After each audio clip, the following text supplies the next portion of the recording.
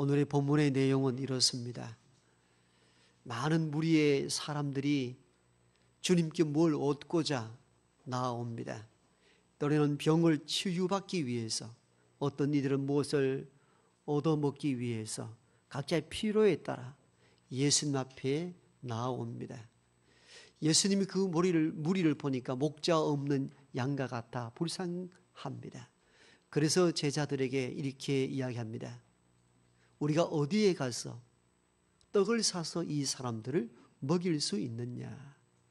우리식으로 표현하면은 우리가 어디에 가서 어떻게 음식을 구하여 이 사람들을 다 먹일 수 있느냐? 이렇게 빌립에게 이야기합니다. 주님께서 이렇게 말씀하시면 빌립을 시험하기 위함이라, 이렇게 성경은 기록하고 있습니다. 즉 예수님 앞으로 나오는 많은 가난과 배고픔과 아픔 속에 있는 이들이 찾아오는 것에 대하여서 제자들은 어떤 반응을 나타내는지 주님께서 알고 싶었던 것입니다. 그래서 시험하고자 이 사람들 우리가 어디에서 음식을 구해다가 다 먹일 수 있겠는가, 이렇게 말씀을 한 것이죠. 이 말씀 이후에 빌립과 안드레 반응이 각각 오늘 성경에 나타나고, 그리고 주님은 이러한 일들에 대해서 어떻게 응답하셨는지에 대해서 찾아봄으로 말미암아 우리가 이 땅을 살아가는 할 동안에 어떤 자세로 살아가야 될지에 대하여 우리가 이 본문의 말씀 중심으로 찾아보길 원합니다. 첫 번째 부류의 사람은 빌립인데요, 빌립은 눈에 보이는 것으로만 계산하며 사는 인생을 의미합니다. 오늘 우리가 떡을 사서 어떻게 이 사람들을 먹일 수 있느냐라고 빌립에게 이야기했을 때에 빌립은 바로 응답합니다. 주님, 우리가 조금씩 거둔다 할지라도 200데나리온은 부족할 것 같습니다. 아마 이 대목을 보면은 빌립은 아주 계산이 빠른 사람으로 느껴집니다. 얼마나 계산이 빠릅니까? 많은 무리가 몰려오는데 주님은 우리가 어디에 가서 음식을 구해다가 이 사람 먹일 수 있겠느냐 했을 때에 빌립의 즉각적인 대답은 이것이었죠. 사람들에게 조금씩 음식을 모으든지 돈을 모으든지 한다 할지라도 200데나리온 부족합니다. 다 앉아서 머리로 계산하는 일에 매우 명석한 두뇌를 가진 인물이 빌립입니다. 빌립은 머리로만 계산을 다 이미 하고 있는 거예요. 이미 계산은 끝났습니다. 아무리 우리가 애쓰고 수고하여 떡을 모으고 돈을 모은다 할지라도 200데나리온 부족하다는 겁니다. 우리가 이 땅을 살아갈 때에 빌립과 같은 사람을 많이 만나게 되고 우리 속에도 빌립 같은 그 성품을 보게 됩니다. 우리가 어떤 일을 시행하고 어떤 일을 계획하고 어떤 일을 해 나갈 때에 우리가 이렇게 계산하죠. 아, 뭐가 모자란다. 얼마가 모자란다. 얼마가 더 있어야 된다. 이렇게 딱 계산이 설 때가 있잖아요. 사실 우리가 인생을 살아갈 때에 이런 자세도 필요합니다. 무작정 일 벌려놓고 감당도 못하고 하는 사람들 종종 있잖아요. 그런 의미에서 보면 빌립은 매우 인간적입니다. 이런 자세가 필요한 것이죠. 은퇴 이후에 은퇴 자금을 그냥 어떤 사업한다고 쏟아부어 가지고 완전히 망하는 경우도 있잖아요. 계산 없이 해서 그렇습니다. 어떤 작은 가게나 식당이 그렇게 쉬워 보입니까? 그렇지 않거든요. 굉장히 어렵습니다. 남들 하는 것 보니까 쉬워 보이고 돈 벌어는 것 같아 보이는데 이런 계산 없이 막 투자하다 보니까 어려움이 봉착하거든요. 계산하며 살아야 됩니다. 가정살림이나 작은 가게나 기업은 계산이 서야 합니다. 계산 없이 살다 보면은 파산할 위기가 머물게 됩니다. 기업 경영이라는 게 뭡니까? 가게에도 경영이 필요하고, 경영이라는 것은 항상 미래에 대한 변수를 생각하면서 계산하면서 산다는 것을 의미합니다. 그런 의미에서는 빌립은 장차 일어날 일들에 대하여 미리 혼란을 방지하고자 계산을 끝낸 겁니다.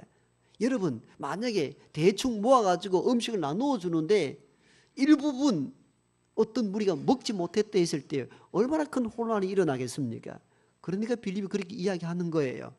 주님, 우리가 조금씩 모은다 할지라도 200데나리온은 부족합니다. 계산이 선 겁니다. 그런데 여러분, 빌립이 인간적인 눈에 보이는 것으로 계산하는 데에 하나의 오류가 있습니다. 무슨 오류입니까? 살아가는데 계산 없이 살 수가 있습니까? 여러분, 가정에도 가계부를 써가지고 한 달 수입이 얼마이며 원래 어떻게 지출해야 한 달에 살 수 있다는 계산 없이 사는 것은 굉장히 위험합니다. 기업 경영도 똑같죠. 빌립이 뭐가 잘못되었습니까? 잘못이 없습니다. 그런데 우리는 이 본문을 통하여 하나의 문제를 찾아낼 줄 알아야 됩니다. 그게 무엇입니까? 빌립은 눈에 보이는 것으로 계산했지만도 보이지 않는 변수를 계산하지 않았습니다. 보이지 않는 변수가 뭡니까? 플러스 알파입니다. 그건 주님의 권능입니다. 주님의 능력을 계산서에 넣지 않았습니다. 빌립은 눈에 보이는 대로 인간적인 것으로 계산하고 모자란다, 200데나리온 부족하다 말했지만도 빌립은 믿음의 사람이며 예수님의 제자입니다. 그렇기 때문에 주님께서 시험한 거예요. 왜 시험했겠습니까? 네가 눈에 보이는 것대로 인간적인 수대로 계산하는지 아니면 나 주님을 믿고 의지하고 주님의 권능을 믿고 그것을 계산하여 삶을 판단하는지 보겠다고 시험한 것이 아니겠습니까? 아니면 왜 계산하라고 왜 시험하겠습니까?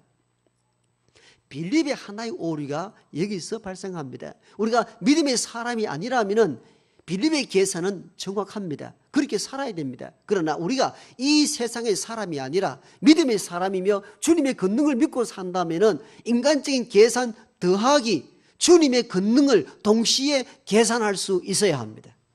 이 사람이 믿음의 사람입니다. 그래서 주님은 빌립에게 시험한 겁니다. 네가 인간의 계산으로만 판단할 것인지 인간의 계산에 더하여서 주님의 권능을 믿고 더하여 계산하는지 보겠다는 것입니다.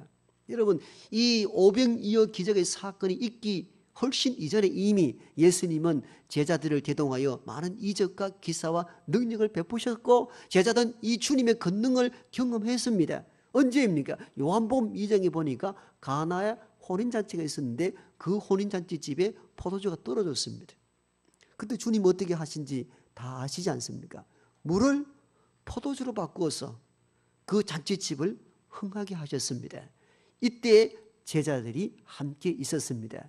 이 이후의 사건도 보면 백부장 하인의 병을 고치기도 합니다. 이것도 제자들이 다 주님의 능력을 미리 경험했습니다.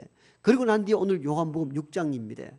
여러분, 그러면서 이 많은 무리를 우리가 어떻게 먹일꼬라고 빌립에게 시험하여 이 말씀을 던졌을 때에 빌립은 인간적인 계산으로 200데나리온 부족합니다라고만 선언했습니다. 문제가 바로 이것이죠.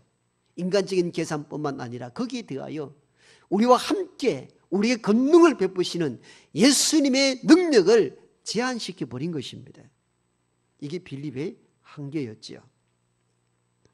여러분, 우리가 인생을 살아갈 때에도 믿음의 사람은 그렇게 살아야 됩니다. 이 세상 사람은 보이는 것, 눈에 가시적으로 나타나는 그것으로만 수치를 계산한다면 믿음의 사람은 그 위에 더해지는 하나님의 은혜, 그 위에 능력으로 임하는 주님의 권능도 같이 계산할 수 있어야 합니다. 믿음의 사람은 그렇게 사는 겁니다. 사사기에 보면요, 기드온의 300용사와 미디안 군의 수만의 군대와 싸우는 장면이 나옵니다. 이때 미디안의 수를, 군사의 수에 대해서 사사기는 이렇게 기록합니다. 군사의 수가 메뚜기 떼와 같으며 기병의 수가 해변의 모래알과 같다. 수를 적시하지 않았습니다. 그 군사의 수를 메뚜기 떼와 해변의 모래알에 비유했습니다. 셀 수 없을 정도로 수십만의 군사대국이 이스라엘을 진격해 오고 있었습니다. 이때에 이들과 맞서 싸울 이스라엘 군을 뽑았는데 이때 모여든 숫자가 32,000명이었습니다. 32,000명이란 이 숫자로는 메뚜기 떼와 같고 헤벨의 모래알 같은 미디안 적군을 쳐부수기는 턱없이 부족한 수입니다. 여러분, 숫자를 적시할 수 없어서 메뚜기 떼와 같고 헤벨의 모래알 같다고 많다고 이야기하는 그 적군을 향하여 모아놓은 병사가 32,000명입니다. 그런데 하나님은 기드온에게 이렇게 이야기합니다. 32,000명이 많다는 겁니다. 많지 않습니다. 미디안 적군을 생각한다면 절대적으로 부족한 수입니다. 그런데 하나님은 그 32,000명도 많으니까 최종 300명만 선발하라는 것입니다. 왜요?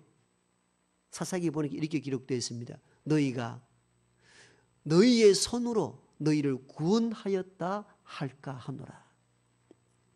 32,000명이라는 군대가 있었기 때문에 우리가 이겼다, 구원받았다 할까 하기 때문에 32,000명 전부를 데리고 나가는 것이 아니라 그 중에 300명만 선발하여 나가 싸우라는 겁니다. 결국은 전쟁의 승리가 누구의 손에 있다는 겁니까? 여호와의 손, 하나님의 손에 있다는 겁니다. 너희가 너희의 손으로 구원한다는 생각하지 말라는 겁니다. 구원은 하나님께 달려있고 전쟁에 이기고 짐은 하나님의 능력에 달려있다는 것입니다. 이 300의 용사가 항아리에 불을 담고 밤중에 적군을 향하여 나아갑니다.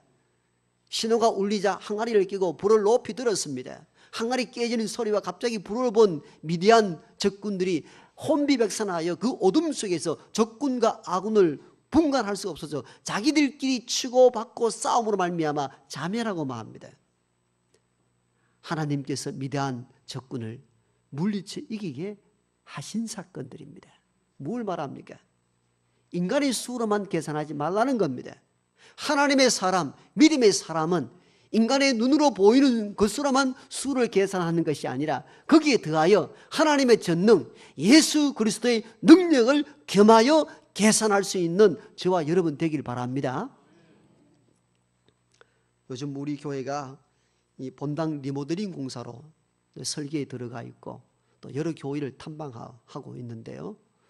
몇 주 전에 교회 장로님 한 분이 목사님 어느 교회에 스크린 영상 어떻게 되는지 한번 가보십시다 해서 같이 갔습니다.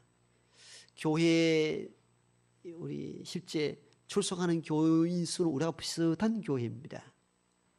교회를 신축을 했더라고요. 그래서 목사님 어떻게 신축을 했나 그랬더니 큰 도로변에 있는 옛날 교회는 10몇 억에 팔고 이렇게 32억인가 30억 넘는 신축 교회를 건설했다 하더라고요. 내가 염려가 돼서 목사님 참 고생이 많겠습니다. 아직 빚이 많이 남아있겠네요. 왜 옛날 교회 매매한 것이 10몇 억 같으면 나머지 17억 18억이 빚으로 남을 거 아니에요. 30억 공사니까. 그랬더니 목사님이 이렇게 이야기합니다. 목사님 저는 한 게 아무것도 없습니다. 우리 장로님들이 다 하셨습니다. 아, 장로님도 무슨 돈이 있어서 한 겁니까? 그게 아닙니다. 그럼 어떻게 다 하셨느냐 했더니 이 공사를 시작하기 전에 장로님들이 다 담임 목사를 찾아와서는 이렇게 부탁을 하더라는 겁니다. 목사님 우리가 교회 전체에 공사 비용 한 30억이 넘는데 옛날 교회를 팔면은 12억 이래야 되는데 나머지는 빚을 내든 뭘 하긴 해야 되는데 그런데 목사님 꼭 부탁이 있습니다. 절대 교인들에게 부담을 주지 말고 작정 헌금하는 그런 광고를 하지 마십시오. 우리가 어떻게 기도하든지 어떻게 하든지 감당을 하겠습니다. 그래서 목사님이 그 다음 주에 광고를 했습니다. 이렇게 해서 30억 공사를 이제 시작을 합니다. 옛날 구 교회는 이제 팔려서 10몇억에 매매가 되었고 나머지 부분은 장로님들께서 그냥 기도하되 성도들에게 절대 작정하지 말도록 해서 여러분 그렇게 아니까 이 공사를 위해서 기도해 주시기를 바랍니다. 그 광고만 간단하게 했다고 합니다. 그때 예배를 마쳤더니 몇몇 분들이 찾아와서는 우리가 50년 넘는 이 교회에서 열심을 다해 기도하고 했는데 우리가 이런 교회를 지어 나가는데 그냥 이럴 수 있겠습니까? 당리에서 결정이 안 됐다 할지라도 그냥 작정서만이라도 필경대 위에 올려놓으면 우리가 알아서 하겠습니다. 이렇게 해서 나머지 부분이 작정이 다 되어서 자발적으로 다 되어서 30억 넘는 공사를 비도 없이 다 끝냈다 하더라고요. 제가 그걸 듣고 깜짝 놀랐습니다. 우리 인간의 계수대로 하는 게 아니라 그 위에 더해지는 하나님의 은혜, 주의 권능을 믿고 하는 것이 놀라운 역사를 가져올 수 있다는 사실을 믿고 깨달았습니다. 오늘 빌립의 한계가 무엇입니까? 인간의 머리로만 하는 계산에서 머물렀던 것이 한계였습니다. 이렇게 될 경우에 주님의 능력을 우리가 제한시킬 수가 있습니다. 우리는 빌립을 넘어서서 인간의 계산을 넘어서서 역사하시는 주의 권능도 더불어 계산하고 믿을 수 있는 저와 여러분 되길 바랍니다. 두 번째 부류의 사람은 안드레와 같은 사람입니다. 안드레는 부족한 것만 보고 부정적으로 안 된다고 말하는 사람입니다. 자, 빌립이 이렇게 우리가 아무리 조금씩 모은다 할지라도 200데나리온 부족합니다. 인간의 계산으로만 끝나고 난 이후에 안드레가 그 다음 등장합니다. 한 아이로부터 도시락을 받았습니다. 그 도시락은 보리떡 5개와 물고기 2마리가 든 작은 도시락입니다. 이 안드레는 이 작은 도시락을 들고 주님께 찾아갔습니다. 주님, 한 아이가 내게 도시락을 주었는데 보리떡 5개와 작은 물고기 2마리입니다. 그런데 이것이 이 많은 사람들에게 얼마나 되겠습니까? 이렇게 이야기합니다. 이 많은 사람들에게 얼마나 되겠습니까? 이 한 아이가 내준 이 도시락은 귀하지만도 이게 이 많은 사람들이 얼마나 되겠느냐는 거예요. 말이야 맞는 이야기입니다. 틀린 말이 하나도 없습니다. 빌립이 한 이야기도 사실적으로는 틀림이 없습니다. 안드레가 한 이야기도 사실적인 이야기입니다. 사실은 여러분들, 한 아이가 내어놓은 작은 도시락이 수만 명이 몰려있는 곳에 무엇이 되겠습니까? 안드레는 자기 손에 들려온 한 아이가 내어놓은 작은 도시락을 보고 부족함, 결핍을 보게 됩니다. 부족함을 보게 되니까 아무것도 할 수가 없는 것이죠. 부정적으로밖에 보이지 않습니다. 여러분, 우리가 살아갈 때 그렇습니다. 우리에게 주어진 것에 대해서 우리는 항상 어떻게 결핍을 느낍니다. 부족함을 느낍니다. 아이고, 이것 가지고 어떻게 살겠는가. 여러분, 우리가 예를 들면 봉급을 받았을 때도 그렇잖아요. 아이고, 이것까지 한 달 어떻게 견디겠나 이럴 수도 있습니다. 그렇죠. 대부분 우리의 인생을 안드레처럼 살아갑니다. 어떤 월세집에 살 때 그렇죠. 아이고, 이 월세 살아가지고 언제 우리 형편이 풀리겠네요. 그 생각을 하게 되죠. 그보다 좀 더 나은 전셋집에 들어가서 어떻게 합니까? 몇 년 지나면 이사를 할 건데 언제까지 전셋집 살아야 되나 이렇게 생각을 합니다. 거기다가 또 알뜰히 모아가지고 자그마한 아파트라도 집이라도 사가 들어가서 살면 처음은 감사한데 나중 되면 어떻게 합니까? 언제 2개짜리 화장실 한번 써보노 이렇게 이야기합니다. 항상 가진 것에 대한 만족감이 없고 부족함만 인식하면서 사는 사람들이 있는데 이 부류의 사람들이 주로 안드레와 똑같습니다. 여러분, 아무도 도시락을 내어놓지 않는데 한 아이가 도시락을 내어놓았을 때 야, 참 대단하다 너. 주님이 이 아이가 있는 도시락을 내놓습니다. 이렇게 말해도 좋을 법한데 안드레는 그렇지 않았습니다. 이 보리떡 5개와 물고기 2마리가 있는데 이게 택도 없습니다. 주님 이렇게 나오는 거죠. 이게 오늘을 살아가는 우리 모습이지 않습니까? 안드레는 전혀 낯선 인물이 아니에요. 우리 가운데 어떤 한 사람이고 우리를 대변한다 그렇게 볼 수가 있습니다. 우리 대부분은 그렇게 인생을 살아갑니다.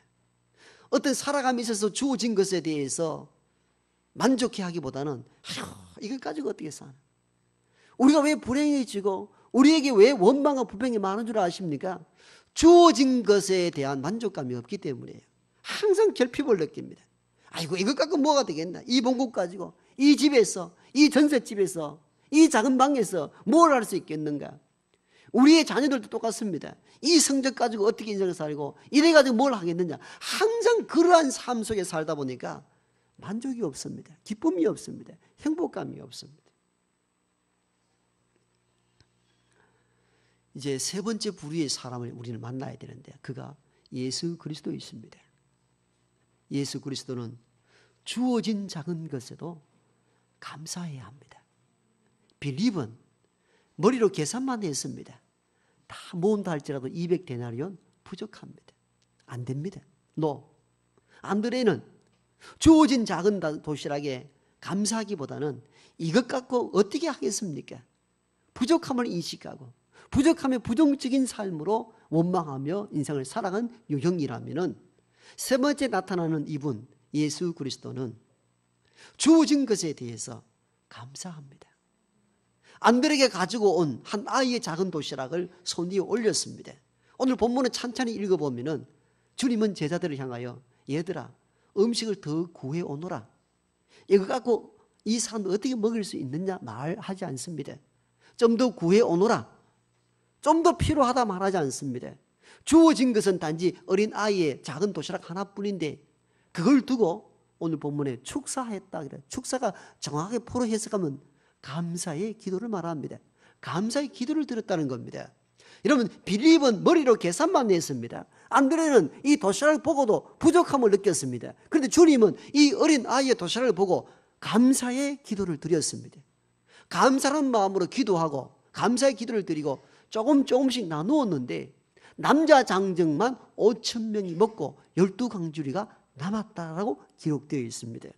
우리는 단지 뻥튀기 하듯이 뭐 조금 넣었더니 이만큼 커졌다 그런 기적만 생각할 것이 아니라 기적이 있기까지의 과정을 들여다볼 수 있어야 됩니다.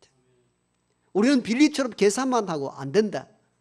안드레처럼 이것 가지고 뭘 어떻게 하겠느냐라고 원망불평하기도 하지만도 주님처럼 주어진 작은 것이라 할지라도 감사할 때에 놀라운 역사가 일어남을 믿어야 합니다.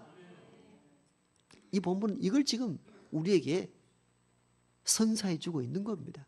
주님의 자세가 빌립과 안드레와 다르더라는 겁니다. 오늘 본문에는 이 세 인물이 등장하잖아요. 빌립이라는 자, 안드레, 그 예수님, 이 세 인물 가운데 우린 주님의 모습을 본받아야 합니다. 우리가 남들이 보기에는 그거 갖고 뭐가 되겠느냐 할 그때도 그 주신 것에 대한 감사와 감격을 누리며 살 수 있어야 합니다. 이게 예수님을 따르는 제자들의 모습이어야 합니다. 오늘은 우리 교회로서 추수감사절기를 지키는 감사의 날이기도 합니다. 추수감사절은 성경에 나온 절기는 아닙니다.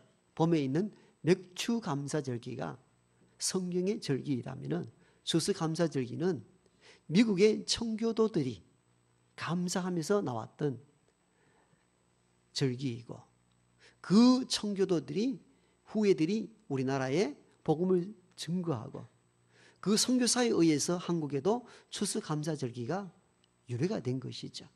여러분 우리가 다 알다시피 미국에 처음 들어왔던 청교도들은 영국 국교회 성공회의 박해 때문에 신앙의 자유를 찾기 위해서 떠났던 사람들로부터 출발합니다. 그때 청교도들은 이 종교개혁 후예들로서 영국의 새로운 어떤 개혁을 일으키기 위하여 시작됐는데 가톨릭의 반대에 나왔던 국교회가 새로운 또 종파인 이 개신교 청교도들을 핍박합니다. 견딜 수 없어서 오직 신앙의 자유로움을 위하여서 신대륙 미국으로 이주하기를 원해서 배 한 척을 빌려다가 출발했습니다. 오랫동안 대사행을 횡단하다가 중간에서 많은 사람들이 죽습니다. 얼마 남지 않는 사람들이 신대륙에 미국 도착하게 되고 그들은 풍토병과 기후가 다르고 풍습이 다른 곳에서 인디언들의 도움으로 농사법을 알아서 겨우 농사 지어서 겨우 연명하고 삽니다. 한때는 기근이 심합니다. 그래서 온 청교도들이 금식하며 하나님의 도움을 호소합니다. 또 한해는 또 병충해로 고통 속에 있을 때도 금식을 기도 선포합니다.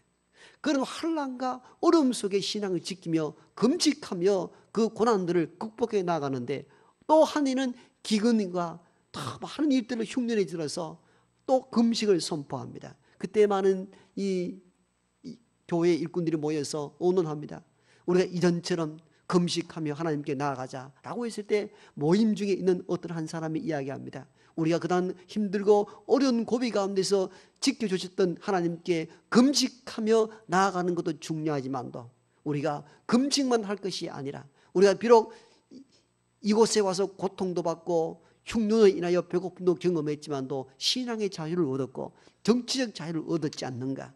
돌아보니까 감사한 일이 더 많지 않는가. 그러므로 올해는 금식 기도 주간을 정하는 것보다 감사 기도의 주간을 정하고 감사하도록 합시다. 이렇게 시작된 것이 미국 청교도들의 추수감사절기의 유래입니다. 풍족해서 추수감사절을 드린 것이 아니었습니다. 많은 것이 있어서 감사하는 마음으로 절기를 지키자는 것이 아니었습니다. 기근과 흉년 가운데 죽어갈 때 그래도 신앙의 자유를 주셨고 하나님의 은혜는 여기까지 온 것에 대한 감사하는 마음으로 지내자는 것이 추수감사절기의 시작이 되었습니다. 오늘 우리도 마찬가지입니다. 살아가면서 넉넉한 분들도 있지만도 대부분 우리들은 넉넉지 않습니다. 빠듯한 일상을 살아갑니다. 여러분, 그럴 때 하나님 왜 안 주시느냐고 원망 불평하는 것이 아니라 주어진 것에 대하여 먼저 감사할 수 있기를 바랍니다. 작은 것, 월세 살 때는 아직도 월세냐 그러는 것이 아니라 그래도 비를 피할 수 있는 공간이라도 있는 것, 함께 가족과 함께 살 수 있는 것만 해도 감사합니다. 그렇게 감사 기도하십시오. 거기에 은혜를 더 주셔서 전셋집에 들어가면은 매월 월세 안 나는 것만 해도 천국 같아라고 감사하며 사십시오. 왜 아파트 못 사느냐 아직도 이러냐 그게 아니고 그래도 매월 여러분들 월세 살아분들 아시잖아요. 매월 돈 나가는 게 대단합니다. 전세 엄청난 축복입니다. 아멘 안 합니까? 여러분 매월 월세 나가는 게 얼마나 큰 돈입니까? 그게 안 나가는 것에도 감사하고 말고요. 전세에서 작은 집이라도 구해 살면은 감사 대감사해야 됩니다. 여러분 앞산에 올라가서 보면 내 집 한 채가 없어요. 저렇게 도시에 집이 많은데 근데 집 있다는 건요 축복 중에 축복입니다. 작은 집이라도 감사하십시오. 여러분 전세 살아야 하면요 몇 년 되면 다 쫓겨나가야 되기도 하고 유동해야 되잖아요. 이사 안 다니는 것만 해도 얼마나 감사합니까? 그러면 월세 사면 월세 사는 대로 감사하고 전세 살면 전세 사는 대로 감사하고 작은 집 주면 작은 집 주는 대로 감사하십시오. 서양 객언에 보니까요 가장 풀기 어려운 수학 문제는 받은 복을 세어보는 것이라. 무슨 말씀인지 이해하셨습니까? 가장 풀기 어려운 수학 문제는 받은 복을 세어보는 거라. 역으로 해석하면 뭔 말입니까? 사람들은 자기 이제껏 받은 복을 잘 세지 않더라는 겁니다. 이 주신 은혜에 잊어버리고 산다는 겁니다. 항상 부족한 것에 원망 불평하고 그렇게 인생을 불행하게 살더라는 겁니다. 그래서 서양 기관에 가장 풀기 어려운 수학 문제 중에 하나는 받은 복을 세어보는 거예요. 이게 안 되더라는 거예요. 다 그렇게 사는 거예요. 오늘 주신 말씀을 깊이 마음에 새기십시오. 주님은 그 작은 보리떡 5개와 물고기 2마리라도 감사의 기도를 드렸습니다. 감사하다는 겁니다. 이것 주신 것도 감사하다. 감사의 기도를 드렸더니 5,000명 먹고도 12광지리가 남는 대기적의 역사가 일어난 것입니다. 수수감사제기를 통하여서 저와 여러분에게 있는 것 만족해 하고 감사하며 한 주간 보낼 수 있는 우리 모두가 되기를 소망합니다.